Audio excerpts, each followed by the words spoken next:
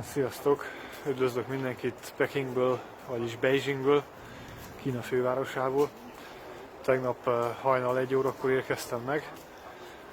Elég zűrös volt a leszállás, már a repülő is eléggé, ugyanis bekerültünk egy viharba, és annyira hánykolódott a gép, hogy ilyet még nem is tapasztaltam.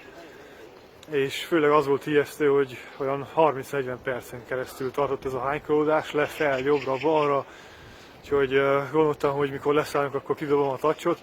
Szerencsére ez nem így történt. Hát igen, végül is hogy jött ez az ötlet? Kínába, ugye én kettős állampolgár vagyok, de mindenképp szükségem van vízumra, ha Bukarestbe akarok menni, ha Budapestre, mindenképp kell kérnem egy vízumot személyesen. Viszont ez alól kivételt képez az az eset, amikor egy bizonyos repülőtérről indulsz, érkezel Beijingbe, és van repülőjét, hogy repülsz máshol. Ez az úgynevezett tranzit vízum. Most ez a tranzit vízum, ez olyan, hogy fel kell mutatni a belépéskor konkrétan honnan jöttél és hogy hova mész. Most hát ebben az esetben én Kuala Lumpurból repültem, és majd május 1-én éjjel repülök majd Budapestre, indulok majd haza. Hát ahogy megérkeztünk a repülőtérre, több száz ember volt, tehát legalább 500 ember állt sorba. Nem is tudtam, hogy hol álljak be, mert mindenütt csak kínaiul volt kiírva szinte minden, aztán ott volt valaki, aki segített, és eligazított, mert több sor is volt, nem tudom, hol álljak be. A sor végén volt már olyan angol felirat is, de hát oda nem is láttam el, annyian voltak. Úgyhogy volt egy reptéri alkalmazott, aki segített, és megmutatta, hogy be kell álljak a sorba az ideiglenes vízum igényléséhez. Viszont ki kellett töltsek még valami papírt is, ami nem volt annyira nehéz, viszont kb. Ilyen kicsi mezőket hagytak annak, hogy kiírjam például a teljes nevemet, vagy azt, hogy milyen állampolgár vagyok, vagy hol van a szállásom. Nem tudom, hát kínaiul biztos két olyan krisz-krakszba kerül az egész kiírni, de bármilyen más európai nyelven azért több karakterre van szükség. Na hát mindegy, végül is valahogy oda besűrítettem, aztán nem tudják kiolvasni, akkor az ő bajuk. És miután végigálltam ezt a sort, hát én úgy gondoltam, hogy azzal be is lépek az országba, tehát lepecsételik az útlevelet, nem csak a vízumot adják át. Viszont ez nem így volt, mert utána mutatta a nő, hogy jó, megkaptam a vízumot, beragasztotta az útlevelembe, most már álljak be a másik sorba. A másik sor volt az teljes killer, tehát ott rengetegen álltak, és már éjjel 2 volt, tehát fél 2-kor landoltunk, 0 óra 50 perc helyett, persze volt még 40 perc késésünk is, mert miért ne. És hát bepofátlankodtam a sor elejére valahogy, mert végül is egy sort már kijártam, szóval bocs, ez van. És meg is kaptam a pecsétet, még így is sorba álltam fél óráig, úgyhogy annyira nem voltam a pofátlanságnak a teteje. Leszámítva azokat, akik elévágtam, mindegy. És hát kiértem a reptérről, hát előzőleg én rákerestem neten, rágoogoloztam, hogy jutok el ilyenkor éjjel a városba. A nappal járnak a metrók, tehát abszolút sima ügy nappal. Viszont éjjel csak valami buszok vannak, amik átszállással, nem mit tudom én. Úgyhogy taxival szerettem volna menni. Viszont neten azt találtam, hogy bizonyos utalványokat, tehát kupont kell megvásárolni azért, hogy a taxisok ne tudjanak. És kicsit meg kellett állítsam a videót, mert itt menetelt végig egy egész tizednyi katonasereg, és nem szabad videózni semmilyen katonai alakulatot, vagy épületet, vagy rendőrséget, vagy ilyesmit sem fotózni. Úgyhogy tisztelettudóan inkább elhajtottam a kamerát, és lehajtottam, hogy aztán bajom legyen belőle. Igen, ezt elég komolyan veszik itt Kínában, majd még mesélek róla, hogy miket láttam az utcán ma. Na, tehát nem találtam azt a bizonyos standot, ahol meg lehetett volna vásárolni ezeket az utalványokat, ilyen kuponokat. Ahogy kiértem, volt egy információs pult, ott viszont egy fiatal kínai kislányát, aki egy szót se tudott angolul, mondta neki, hogy na, taxi meg ilyesmi, mutogatta, hogy álljak be ott a sorban, mondom, jó, én is látom magamtól, hogy van egy hatalmas sor, ahol taxira várnak az emberek. Ott volt egy európai pár, és megkérdeztem őket is, hogy tudnak erről valamit. Azt mondja, nem tudnak semmit se róla. Hát tudtam előre, hogy ebből baj lesz, ugyanis hát a taxisok mind át akartak verni minden turistát. Úgy képzeljétek el, amikor beültem a taxiba, azt mondja nekem, hogy 450 kínai yuan. Mert annyit kell tudni róla, hogy 100 kínai yuan az 63 lej, tehát olyan 4200 forint kb. Tehát azt meg kell szorozni még 450 yuant akart elkérni tőlem. Kinevettem, mondom, no way, semmi esetre sem. Főleg, hogy a neten azt mondták ezekre a kuponokra eredetileg, hogy az 100-ba kerül.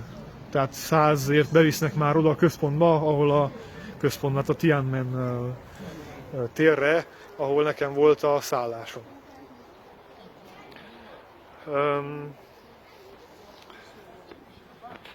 Igen ám, de ebből semmi sem volt igaz, amit a neten találtam, vagy csak valami miatt nekem nem sikerült rájönnöm, hogy micsoda. És akkor hát elkezdtünk megint alkudozni, ami nekem abszolút nem hiányzott éjjel 2:30-kor, hogy még alkudozzak egy taxisofőrrel, méghozzá a legpofátlanabb fajta volt. Tehát 450-nel indított, mondtam, hogy 100, mert annyit láttam a neten, annyit tudok érte, akkor na jó, 200, és akkor utána elkezdett hisztizni, hogy verte a kormányt meg, mit tudom én meg, hogy visszafordulna a reptérre. Mondtam, jó, mondom, persze, rakjon le, nem fogok vele menni. És pont, hogy persze tiszta ideg voltam belül,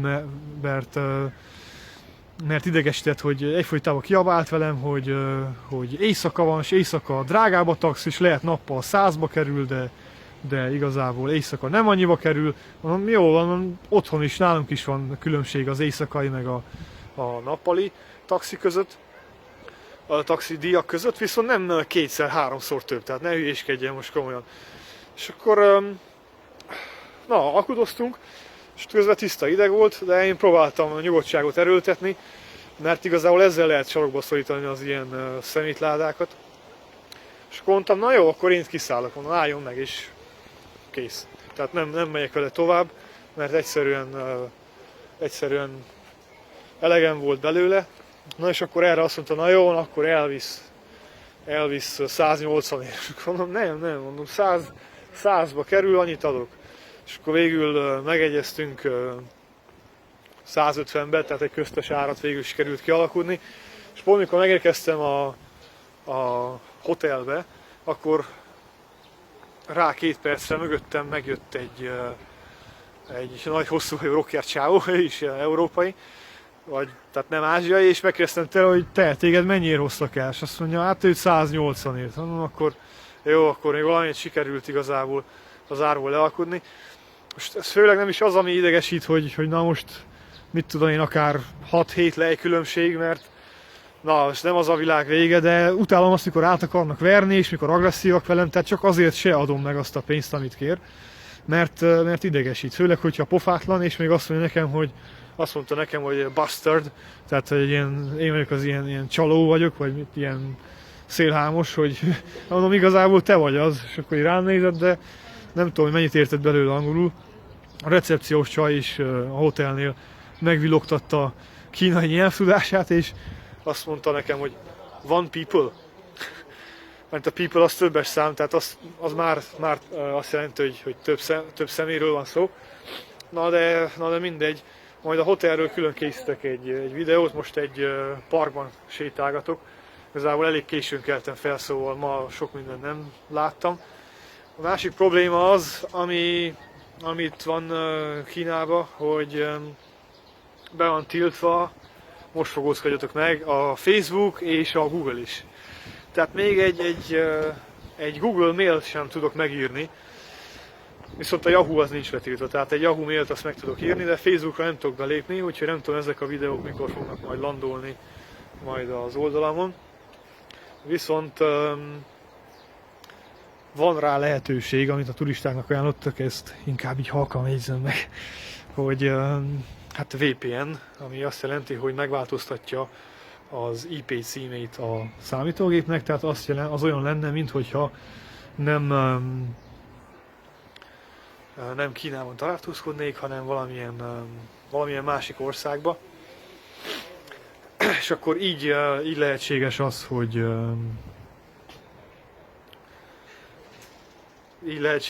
hogy mit is akartam mondani, tehát hogy felép Facebookra. Igazából azt szimulálja, hogy mit tudom én, ott vagyok Amerikában vagyok, vagy mit tudom én, Angliában, és akkor így már be lehet lépni. Na hát én mielőtt elindultam volna, letöltöttem 4 ilyen kalózprogramot, ilyen VPN-t, persze nem akartam azért fizetni. És ebből a 4-ből annyira okosak voltak a kínaiak, hogy nem csak a Facebookot tiltották le meg a Google-t, hanem ezeket a VPN programokat is. Tehát az első 3-ból már egy sem működött, és akkor már kezdtem volna lemondani róla, és akkor az utolsó, a 4., amit indulás előtt letöltöttem, az működött. És akkor is sikerült belépnem Facebookra. Viszont hát kb. 1,5 percenként leblokkol. És ahogy betölt, épp tudtam írni öcsémnek, meg egy jó barátomnak, hogy na még élek, meg ilyesmi. Tehát nem épp egy olyan szenzációs sebességű dolog az egész, hogy most én hirtelen egy 12 perces videót fel tudok tölteni, vagy akár lehet egy fotót sem. Úgyhogy valószínűleg ezeket a posztokat majd később fogom majd felrakni. Hát egyelőre ennyit arról, hogy volt a belépés, majd még jelentkezek más videókkal és más érdekességekről Kínából. Addig is minden jót, és hát minden jót ki tudja, mikor kapjátok meg ezt a videót. Úgyhogy sziasztok!